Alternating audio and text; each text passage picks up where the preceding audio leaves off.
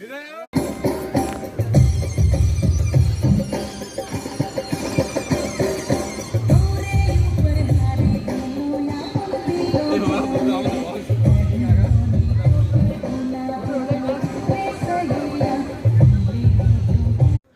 Morning friends, আজ মুকুটমণিপুর ও ঘাটশিলার ট্যুরের আমাদের দ্বিতীয় দিন।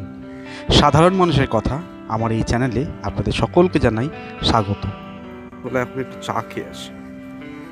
এখানে আমাদের চায়ের ব্যবস্থা করা হয়েছে। মহেশতলা গুড হেলথ অ্যাওয়ারনেস সোসাইটির পক্ষ থেকে আপনাদের সকলকে জানাই সাদর আমন্ত্রণ। গতকাল রাত্রিবেলায় আমরা সকলে যারা ছেলেরা ছিলাম এই টেন্ট হাউসে ছিলাম। হ্যাঁ দাদা, হ্যালো। ঘাটশিলায় এই ভোরবেলাটা খুব সুন্দর লাগছে।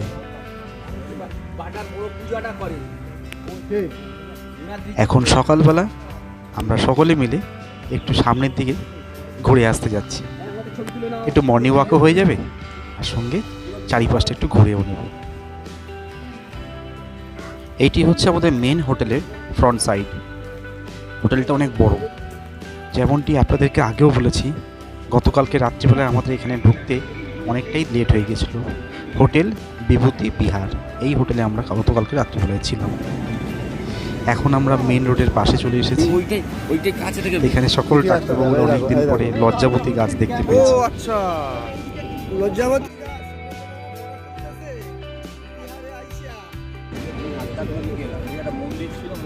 এখন নিজেদের মধ্যে কিছু আলোচনা হয়ে যাচ্ছে, কোথায় যাব, কি করব, কি দেখব, এই সমস্ত বিষয়গুলো ছোটো ছোটো আলোচনা করা হচ্ছে। আমাদের এই হোটেলটা ছিল একদম হাইওয়ের পাশে। সকালবেলা এই ফাঁকা হাইওয়ে পাশ দিয়ে হাঁটতে খুবই ভালো লাগছে।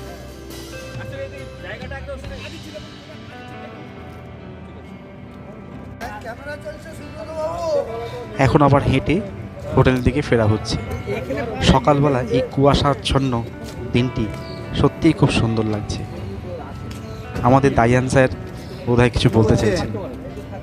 হ্যাঁ, সকালে একটু মর্নিং ওয়াক করবেন। হ্যাঁ, চা, শরীর ঠিক থাকবে, মন ভালো থাকবে। কিসের জন্য? ইডলি খাবেন? চলুন। করেও আমরা মেন রোড পেলাম না, এই জন্য আমরা আন্তরিকভাবে দুঃখিত। হ্যাঁ, আগামীকাল অন্য জায়গায় যাওয়া হবে। আর আমরা অনেক আনন্দ হয়েছে, আর সঙ্গে অনেক আমরা আছি, সকলেই মিলে মজা হবে। বিভূতিভূষণ বিহার হোটেলে আমরা এখানে আছি কাল থেকে। আমরা আজকের আবার এখানে সাইড দর্শনে যাব। এখানে খুবই আনন্দ লেগেছে। আমরা কটেজের মধ্যে ছিলাম, যারা ফ্যামিলি নিয়ে এসেছিলো তারা হোটেলে রুম পেয়ে গিয়েছিলো, রুম দেওয়া হয়েছিল। আমরা কটেজের মধ্যে হিটার ছিল, ভালো, রাত্রে ঘুম ভালো হয়েছে।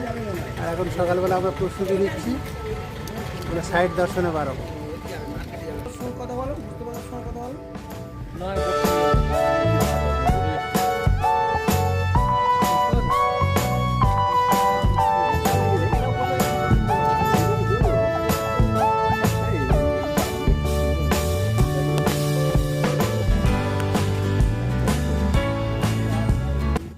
এখন আমরা সকলে সাইট সিন দেখার জন্য প্রস্তুতি নিচ্ছি। অটোতে করে সকলে একে একে যাব। সবাই অটোতে উঠে পড়েছে, আমাদের অটোও ছেড়ে দিয়েছে।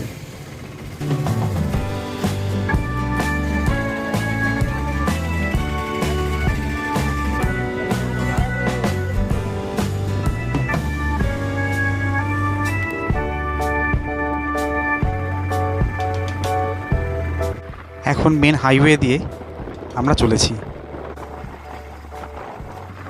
এই আমরা আসছি গালোডি ড্যাম।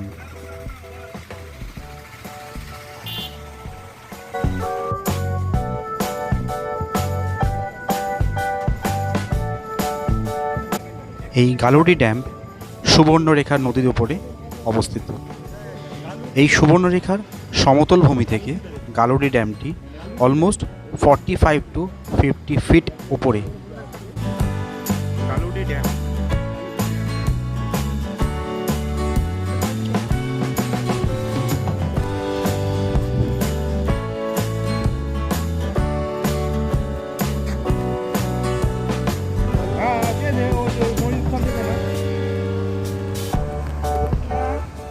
এখন আমরা কালোডি ড্যাম ছেড়ে সিদ্ধেশ্বর মন্দিরের উদ্দেশ্যে রওনা দিয়েছি।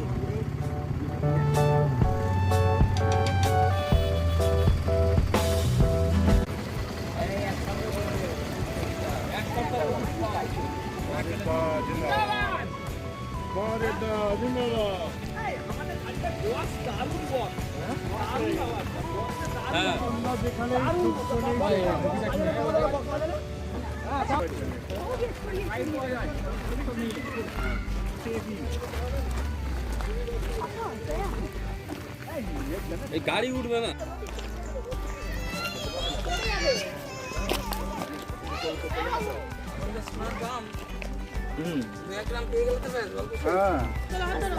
মানে ছোট ছোট মানে কুচি কুচি পাওয়া যায় পায়রা।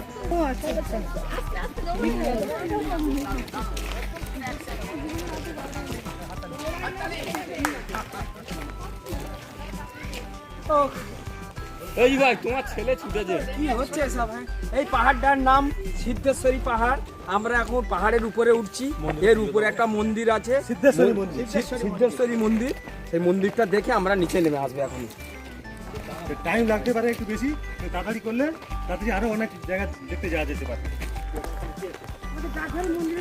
মহাদেবের নাম কে রেখেছিল বলুন তো একটু? আরো হোক না 8 কিলোমিটার চলে আসে।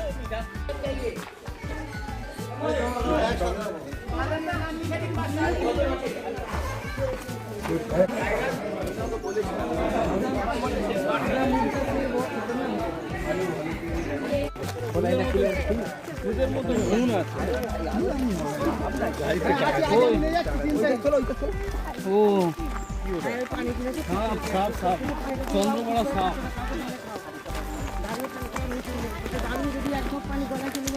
এই যে পথটা পুরো খাড়াই পথ।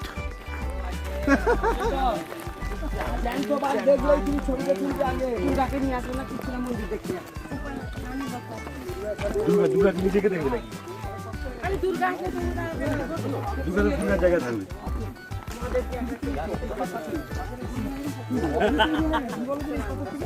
পাহাড়ে উঠছি এটা।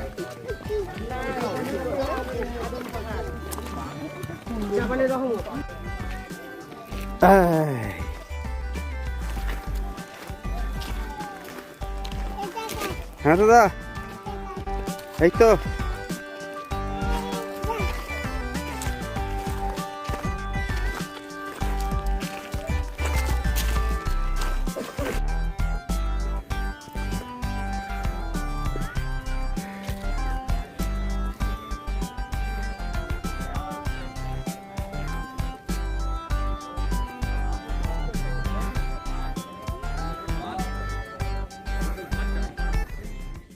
এটিই হচ্ছে মেন সিদ্ধেশ্বর মন্দির, যে মন্দিরের ভেতরে আমি প্রবেশ করছি এখন।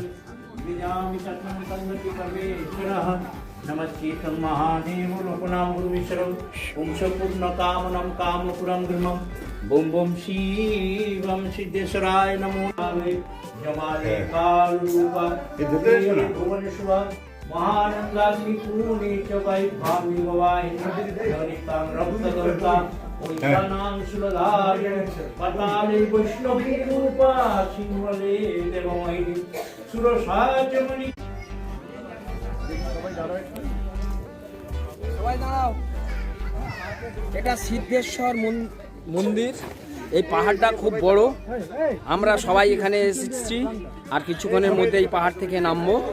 প্রায় এটা মহাভারতের আমল থেকেই এটা প্রতিষ্ঠিত, এবং আমরা সবাই এখানে উপস্থিত হয়েছি, আর কিছুক্ষণের মধ্যেই আমরা এই মন্দির ছেড়ে নিচে নামবো।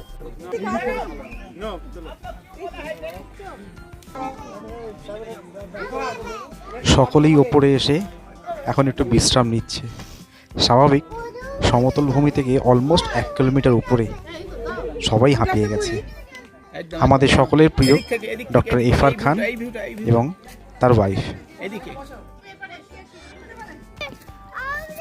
মহাদেব দা বলো। আমরা এখন সিদ্ধেশ্বরী পাহাড়ে আছি। সিদ্ধেশ্বরী মন্দির দর্শন করে ফিরছি। এই সিদ্ধেশ্বরী পাহাড় বা এই মন্দির সমতল ভূমি থেকে 1 কিলোমিটার উপরে অবস্থিত। আমাদের এই যাত্রা Maheshtala good health awareness society সদস্যদের নিয়ে এই ট্যুর পরিক্রমা, এই ভ্রমণ পরিক্রমায় আমরা খুবই উৎফুল্ল এবং খুবই আনন্দ অনুভব করছি। সাথী, এসো আমাদের সঙ্গে। এখন আমরা চলে এসেছি সুবর্ণরেখা নদী এবং এখানে আমরা পেয়ে যাব একটি ছোট্ট ঝর্ণা। আমরা হাঁপিয়ে গেছি, পাহাড়ের উপর থেকে নিচে নেমে এসে সুবর্ণরেখা নদীর কাছে আমরা একটু টি ব্রেক করতে চাইছি। এরপরে আমরা আরও সামনে এগিয়ে যাব, নদীতে নামবো এবং সেই সঙ্গে এখানে রাবণের বোন সুবর্ণরেখার নাক কেটে দিয়েছিল। বৌদি কি হলো গো, গ্যাস জ্বলছে না নাকি? আমরা যাবো তো আবার।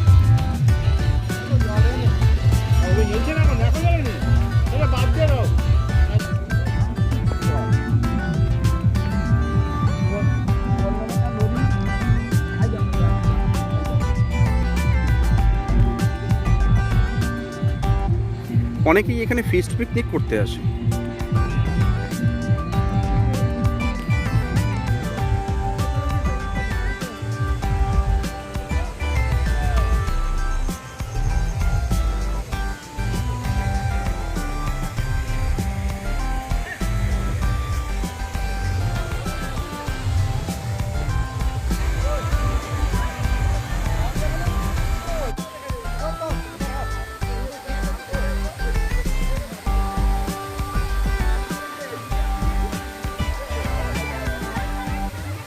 ইনি হচ্ছেন আমাদের সবার প্রিয় ডক্টর জুবেদ তার ওয়াইফ। সুবর্ণরেখা নদী, রাবণের বোন সুবর্ণরেখার নাক কেটে দিয়েছিল।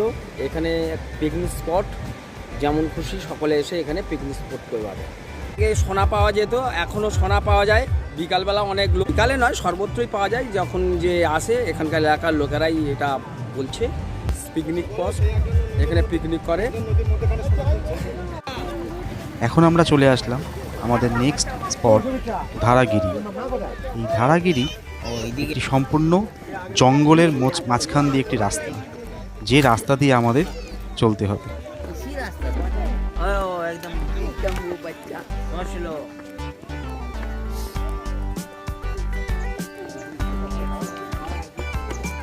আমাদের তুলে না সকলকেই একটা ছোট্ট ওয়াটার ক্রসিং করতে হয়েছে এখানে। এটাও কিন্তু একটা বেশ একটা অ্যাডভেঞ্চার।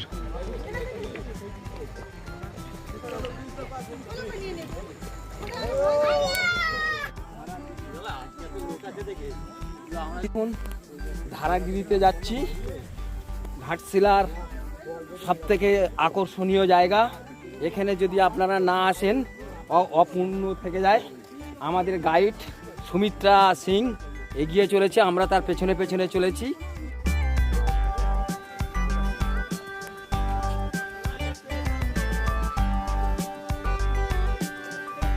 এই ধারাগিরি যাওয়ার সম্পূর্ণ রাস্তাটাই ঘন জঙ্গলে আবৃত এবং মাঝখান দিয়ে মেঠোর রাস্তা চলে গেছে, যে রাস্তা দিয়ে আমরা চলেছি। এখন হাতি আছে, হাতি।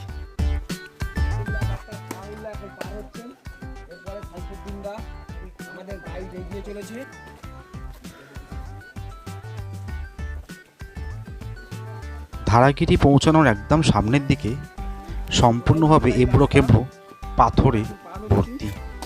এখান থেকে খুব ধীরে সুস্থে আস্তে ধীরে আমাদের পা ফেলে চলতে হচ্ছে।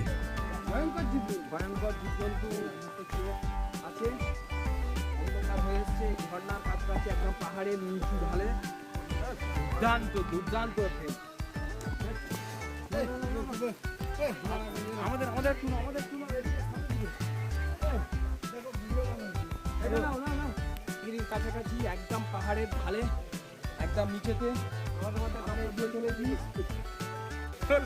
আমরা চলে আসলাম মেইন ধারাগিরি ফলসের সামনে বা ঝর্ণার সামনে। এখন ঝর্ণার জলটি খুবই আস্তে হয়ে গেছে, কিন্তু এখানকার লোকেদের মুখ থেকে শোনা যে বর্ষাকালে এর জলের প্রবাহ অনেক পরিমাণে বেড়ে যায়।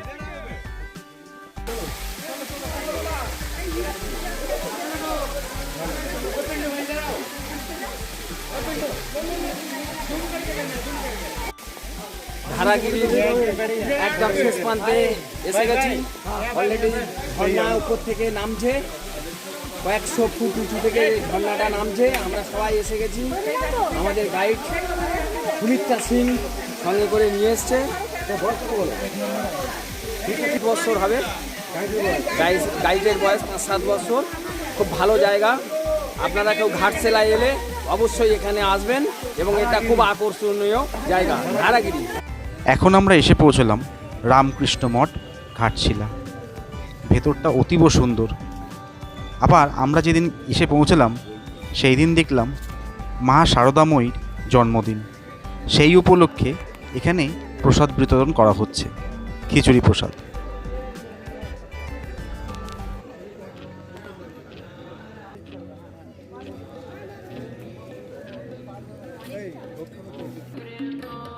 ঠাকুর শ্রী শ্রী রামকৃষ্ণ পরমহংসদেব।